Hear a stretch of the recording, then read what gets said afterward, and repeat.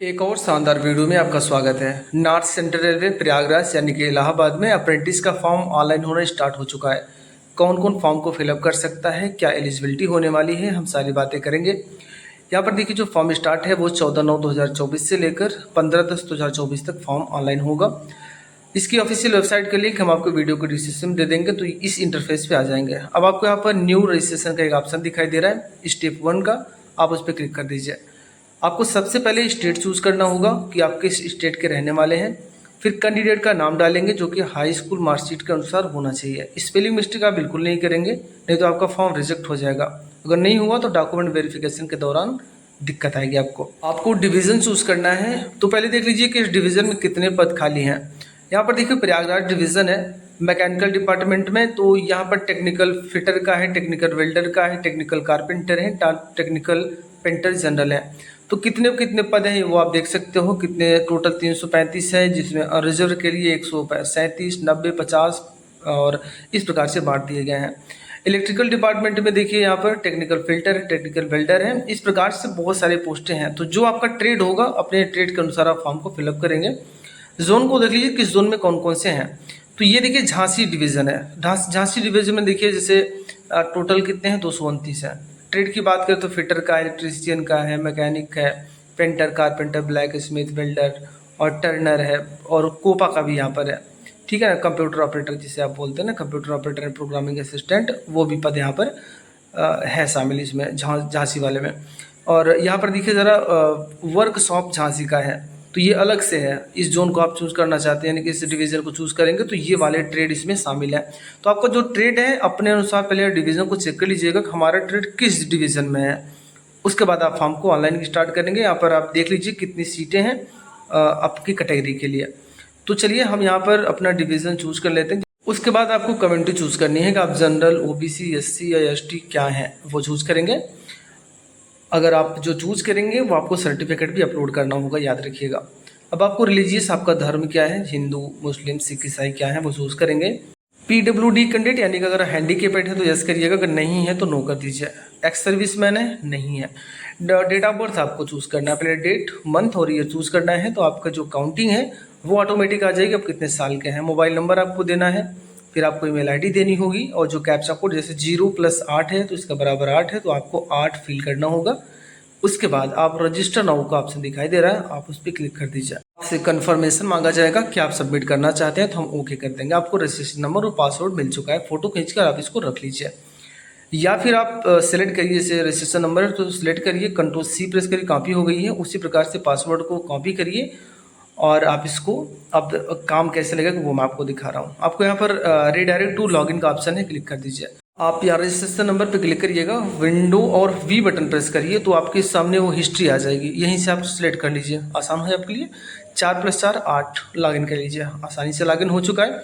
अब आपको यहाँ पर आपको पर्सनल इन्फॉर्मेशन आपको देना है, जैसे कि जेंडर आपका क्या है, जेंडर आप चूज़ करेंगे। फिर फादर का नाम आप लिखेंगे, आधार कार्ड नंबर फिल करेंगे, आपकी नेशनलिटी क्या है वो चूज़ करेंगे।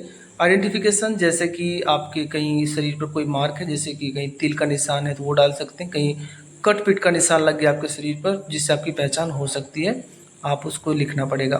फिर यहाँ पर फिल द एड्रेस लिखा गया है, फिल द एड्रेस में आप आइएगा जहाँ पर आपका परमानेंट एड्रेस, जैसे अगर आप गाँव से हैं तो विलेज का पूरा एड्रेस डालेंगे।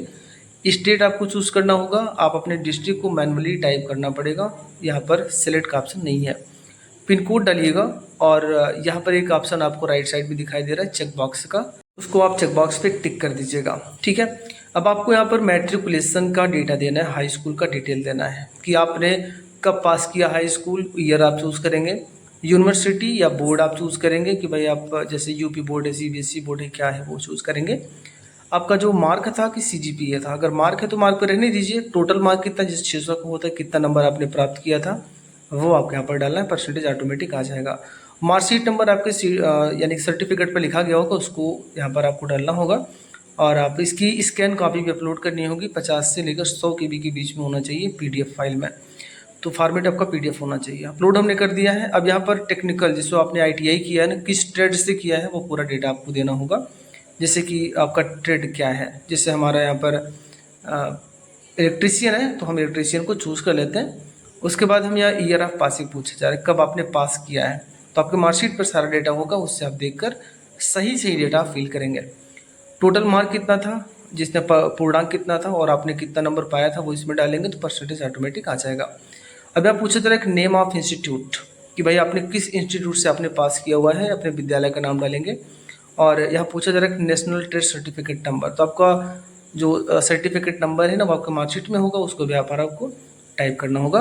अब इशू अथॉरिटी पूछा जा रहा है, तो ये एनसीवीटी है कि एससीवीटी है वो आप जानते ही हैं। फिर आपको इसका सर्टिफिकेट भी अपलोड करना होगा पीडीएफ फॉर्म में। अब यहाँ पर आपको अपलोड सर्टिफिकेट, यानी जैसे आप एससी कैंडिडेट हैं या ओबीसी हैं या फिर एसटी कैंडिडेट है, तो उसका सर्टिफिकेट आपको अपलोड करना होगा पीडीएफ फॉर्मेट में। 50 से लेकर 100 KB के बीच में होना चाहिए। चलिए हमें अब इसको भी अपलोड कर देते हैं। अब आपको यहाँ पर फ़ोटो और सिग्नेचर अपलोड करना होगा। याद रखिए जो फोटो, सिग्नेचर और थंब अपलोड करेंगे वो जेपीजी फॉर्मेट में होगा, जेपीईजी में होगा तो नहीं होगा। गूगल पर जाकर जेपीईजी है तो जेपीईजी टू जेपीजी आप कन्वर्ट कर सकते हैं। ऑनलाइन तरीका आपको पता है, अगर नहीं पता है तो आप बताइए, हम आपको एक वीडियो बना देंगे। उसके बाद यहाँ पर आप जो सिग्नेचर अपलोड करेंगे वो उसके 10 KB से लेकर 30 KB के बीच में जेपीजी फॉर्मेट में होना चाहिए। और बाएं हाथ के अंगूठे का निशान भी आपका लगेगा, ये भी 10 KB से लेकर 30 KB के बीच में होना चाहिए जेपीजी फॉर्मेट में। तो इनको हम अपलोड कर लिए हैं और यहाँ पर चेक बॉक्स का ऑप्शन दिखा रहा है, क्लिक करिएगा और अपडेट नाउ के ऑप्शन पे क्लिक कर दीजिए। आपके रजिस्ट्रेशन का डिटेल आपको दे दिया गया है, रजिस्ट्रेशन नंबर, आपका नाम और फोटो सहित सारा डेटा आपका आ चुका है। तो यहाँ पर देखिए का ऑप्शन आपको दिखाई दे रहा है, अगर कोई चेंजिंग करना चाहते हैं, जिसको गलत आपने भर दिया है तो कर सकते हैं। अगर आपको सबमिट करना है तो सबमिट वाले ऑप्शन पर क्लिक करिएगा और आपका जो फॉर्म है वो पूरी तरह से अब सबमिट हो जाएगा। ये देखिए your application is successfully submit हो चुका है और ओके के ऑप्शन पे क्लिक कर दीजिए। अब यहाँ पर प्रिंट करना है तो आप यहाँ जाकर प्रिंट कर सकते हैं। इसका सिलेक्शन प्रोसेस मेरिट बेस पर निर्भर करता है, आपकी जैसी मेरिट रहेगी उसी अनुसार आपका लेटर आपका आ जाएगा और आपका जोन यानी जो आपने डिवीज़न चूज़ किया है वो आपको मिल जाएगा। किसी भी समस्या के लिए, किसी सवाल के लिए आप हमसे कमेंट बॉक्स में पूछ सकते हैं। वीडियो देखने के लिए आपका बहुत बहुत धन्यवाद।